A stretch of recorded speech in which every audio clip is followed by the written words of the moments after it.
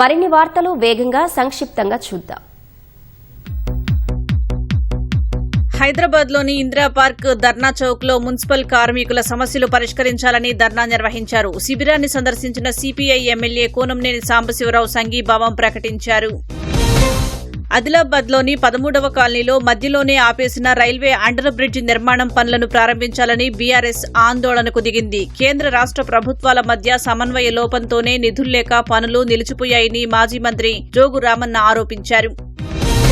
సమస్యలు పరిష్కరించాలని ఆశా కార్యకర్తలు ఖమ్మంలో మంత్రి తుమ్మల నాగేశ్వరరావు క్యాంపు కార్యాలయ ముట్టడికి యత్నించారు. ప్రదర్శనగా చేరుకున్న వారిని పోలీసులు బలవంతంగా అదుపులోకి తీసుకుని ఠాణాకు తరలించారు.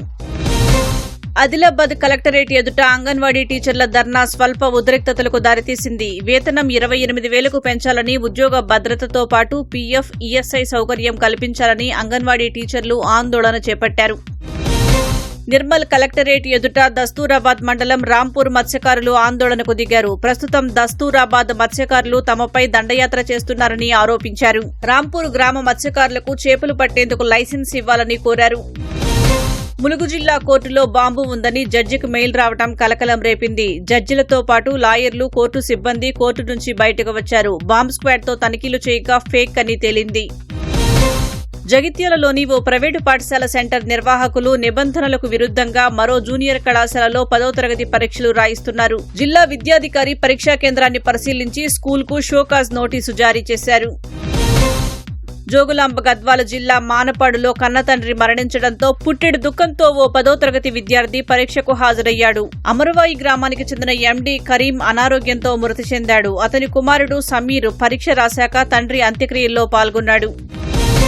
హైదరాబాద్ నారాయణగూడ ఫ్లైఓవర్ వద్ద ఓ ప్రైవేటు ఇంజనీరింగ్ కాలేజీ బస్సు బీభత్సం సృష్టించింది. అతివేగంగా దూసుకువచ్చి డివైడర్ను ఢీకొట్టింది. బస్సులో విద్యార్థులెవరూ లేకపోవడంతో పెను ప్రమాదం తప్పింది. సికింద్రాబాద్ తిరుమలగిరి కూడలిలో 2 మినీ ట్రక్కులు వేగంగా ఒకదానికొకటి ఢీకొన్నాయి. ఓ డ్రైవర్ వాహనంలో ఇరుక్కుపోయి నరకయాతన అనుభవించాడు. ట్రాఫిక్ పోలీసులు డ్రైవర్ను చాకచక్యంగా బయటకు తీసి ఆసుపత్రికి తరలించారు. మంచిర్యాల జిల్లా మందమర్రి మండలం బొక్కలగుట్ట గాంధారి మైసమ్మ ఆలయం సమీపంలో జరిగిన రోడ్డు ప్రమాదంలో భర్త అక్కడికక్కడే మృతి చెందగా భార్యకు తీవ్ర గాయాలయ్యాయి. ద్విచక్ర వాహనాన్ని లారీ ఢీకొట్టడంతో ప్రమాదం జరిగింది. మృతుడు సింగరేణి కార్మికుడు వెంకటస్వామిగా పోలీసులు గుర్తించారు. వరంగల్ శ్రీ భద్రకాళి అమ్మవారి ఆలయంలో వసంత ఉత్సవాలు వైభవంగా జరుగుతున్నాయి. ఆలయ అర్చకులు అమ్మవారికి ఎర్రగన్నేరు పూలతో పుష్పార్చన చేశారు. ఉగాది పర్వదినం మరుసటి రోజు నుంచి వసంత నవరాత్రులను నిర్వహించడం ఆనవాయితీ.